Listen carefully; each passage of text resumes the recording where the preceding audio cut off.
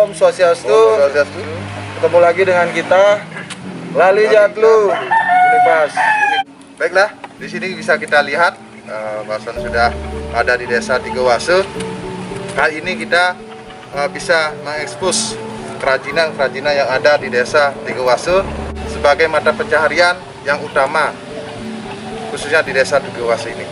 Baiklah, kita simak nanti seperti apa kerajinan-kerajinan yang kita akan ekspos. Kita ikuti terus video kita selanjutnya. Lali Jatlu. Lali Jatlu.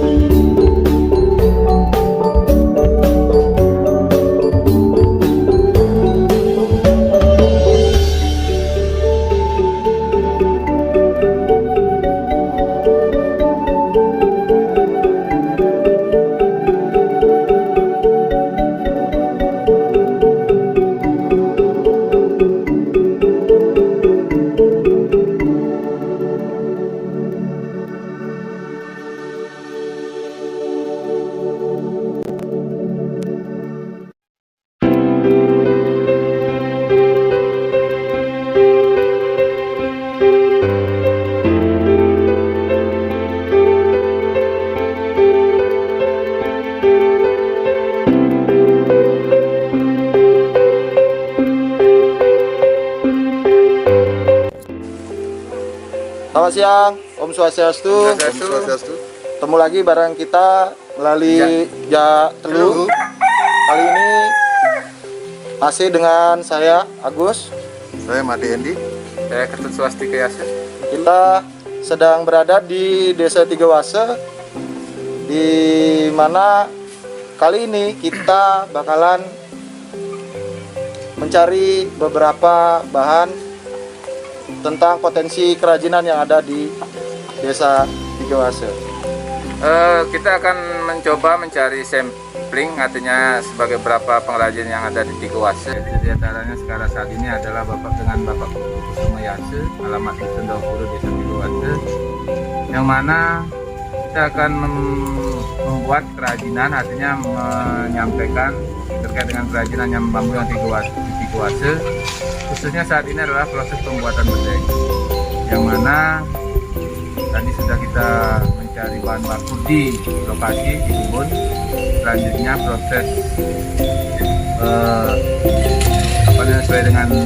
sesuai dengan kata bahasa Tigawase ini adalah proses nyibak buluh, oleh bahasa Indonesianya membelah buluh itu menjadi bagian yang kecil-kecil. Setelah itu saat pengupasan dalam arti memindahkan kulit, artinya kita akan mencari kulitnya saja, itu yang akan kita pakai untuk membuat anyaman kerajinan berupa bedeng. Ya, jadi seperti yang dipraktekkan Pak Putu sekarang, silakan Pak Putu dilanjutkan saja pekerjaannya. Nah, yang akan diusahakan oleh Pak Putu adalah mencari kulit bambu sampai seperti ini. Nanti itu proses selanjutnya. Ini ada beberapa tahapan lagi ya Pak Tut ya? Ada tahapannya. Jadi kebetulan Pak Ketut Swastika ini adalah yang menjadi tuan rumah di sini. Jadi kita sangat berterima kasih, sekaligus anggota kelompok kita, bahan kita bisa lancar kita susun, dan kebetulan juga beliau banyak tahu lah tentang bagaimana proses kerajinan anyaman bambu yang berada di desanya. Untuk selanjutnya nanti biar lebih detail, nanti akan kita ikuti tahapan selanjutnya.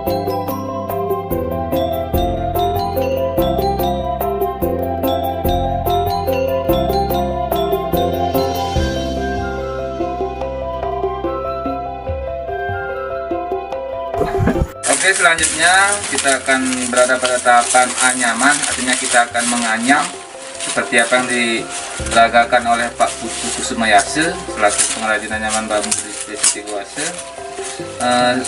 Prosesnya adalah setelah pengupasan atau mencari kulit-kulit daripada bambu itu, sekarang proses menganyam atau bahasa Tigoasenya adalah mulat bedeg namanya. Untuk mengerjakan ini berapa hari butuh waktu biar dapat satu bidang bedeg? Biasanya dari menebang di tempat bambu atau di kebun paling maksimal 3 hari. 3 hari sudah terbentuk kita bedeg dengan ukuran 3x3 dalam 3 hari. 3x3. Kalau 3x4-nya? Kalau 3x4 mungkin ada tambahan waktu, mungkin lagi setengah hari. Berarti 3,5 hari. Kalau 3x3 bisa selesai 3 hari. Kalau 3x4-nya selesai 3,5 hari. Nah, untuk penjualannya berapa harga satu bidang dengan ukuran 3x3 atau 3x4? Kalau 3x3-nya mungkin cuma 120, 130 per lembarnya. Kalau 3x4 170. Rp70.000. Jualnya kepada pengepul, apa kita langsung keluar sampai keluar daerah gitu misalnya? Kalau saya menjualnya ada yang gini, ada pengepulnya banyak, bervariasi nanti penjualannya. Kalau minjam dulu, bahasa minjam dulu, minta uang dulu dengan janji mau kasih bedeg itu lain harganya. Nanti kalau sudah jadi langsung jual itu lebih tinggi harganya, mungkin 170. Kalau minjam uang dulu 3-4 itu kemungkinan 160. Ada perbedaannya. Oh, berarti sesuai dengan perjanjian, kesepakatan, tergantung kebutuhan kita juga. Ya. Nah, untuk sampai keluar atau pesanan atau gimana itu ada Pak Putunya? Oh, ada juga, tapi kan karena situasi sekarang juga tidak memungkinkan untuk keluar jauh gitu karena situasi COVID-19-nya. Dan juga kadang-kadang ada juga yang pesan pernah, tapi dengan harga yang murah per meternya. Itu kalau pesanan lain itu sulit, prosesnya panjang, cuma 20.000 per meter, itu pakai meteran. Pernah juga, tetapi setelah kopinya membaik lagi dia mau beli dengan harga yang 20 juga, sehingga tidak bisa melayani. Ya. Akhirnya Kan, batal. berarti kan karena situasi seperti ini makanya ada perubahan harga, kadang-kadang turun dari harga sebelumnya. Nah, kalau standarnya menurut Pak Putu berapa kira-kira harga per meternya kalau pesanan sampai keluar itu misalnya berapa? Sesuai ataupun pengalaman Pak Putu sebelumnya pernah menjual di saat kondisi yang normal. Kalau saya menjualnya mungkin karena bahannya tidak membeli, dengan cekan bahannya milik sendiri itu 40 kadang-kadang meter. Tapi sudah transaksi janji, kalau tidak cocok, kalau kurang bagus sedikit saja bisa dikembalikan. Membuat anyaman bambu ini dimulainya dari sejak kapan? Yang ini membuat anyaman bambu sudah sejak masih kelas 4 SD. 4 SD. Ya. sampai sekarang Pak. Sampai sekarang. Jadi apakah dengan pekerjaan Bapak yang menggeluti anyaman bambu ini bisa mencukupi kebutuhan Pak di keluarga maupun sampai ke jenjang-jenjang anaknya untuk di sekolahan, bersekolah, mengemban pendidikan itu Pak? Untuk anyaman bambu sebenarnya belum cukup. Anyaman bambu ini pun sampai disebut dengan namanya bedeg. Bedeg ya? Dikenalnya dengan bedeg Pak? Bedeg, bahasa Tidowasanya sedang. Jadi sedang itu berarti kan bahasa sedang, artinya biasa-biasa saja, sedang saja. Tidak bisa untuk kecuali ada tambahan. Ada tambahan lainnya pertanian lain. Cuma masalahnya saya kalau yang itu rupanya Guru panggil. di kerja tukang petik cengkeh, tapi pakai musiman 1 tahun sekali untuk tambahan, dan juga kadang-kadang beternak untuk mendampingi anyaman tapi masalah pekerjaan pokoknya tetap anyaman bambu sekalipun sebenarnya belum mencukupi untuk kebutuhan itu. Belum gini pendapatnya belum masuk seharian. Kalau di sehari-hari di rata-rata kan berapa nih Pak untuk hasilnya? Iya hasilnya. Kalau sekarang itu hasilnya cuma 60 kalau di harian. Iya. Jauh Benar-benar jauh. Biasanya kan kalau di tukang saja 90 sudah kaya. Sudah tidak ada beban apalagi cuma tenaga. Kalau ini kalau tidak punya bahannya lebih parah lagi Pak. Cuma nanti kalau bikin anyaman bambu, kalau beli bambunya bahannya cuma nambah utang. Cuma bisa usahanya jalan, tetapi sesungguhnya ya. Ya Pak, lagi sekali mungkin di sini yang mempertanyakan apakah ada harapan Bapak terkait dengan di sini banyaknya ada pengrajin bambu. Harapan dari desa maupun badan usaha yang ada di desa untuk membantu mengembangkan potensi kerajinan ini agar nantinya bisa menstabilkan pendapatan untuk warga yang menggeluti anyaman bambu ini Pak. Apakah ada harapan seperti itu Pak? Ya, ini kalau saya ini sangat mengharapkan perhatian terutama di desa, para di desa untuk mengutamakan karena hampir 90% penduduk desa di kawasan kecil, wanita atau laki menggeluti anyaman. Ya itu sebenarnya memang harus diutamakan, terutama cari bantuan solusi penjualan supaya stabil.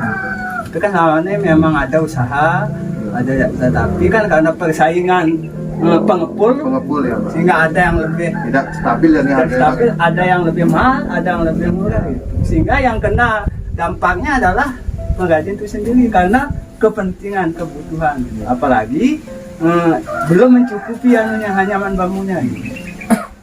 Itu semoga ada perhatian terutama kan dari aparat desa, itu dari pemerintah kecamatan, kabupaten, provinsi, bila perlu pemerintah pusat juga turun tangan untuk memperhatikan pengrajin kecil, terutama contohnya saya ini apalagi punya anak banyak gitu. Benar Pak.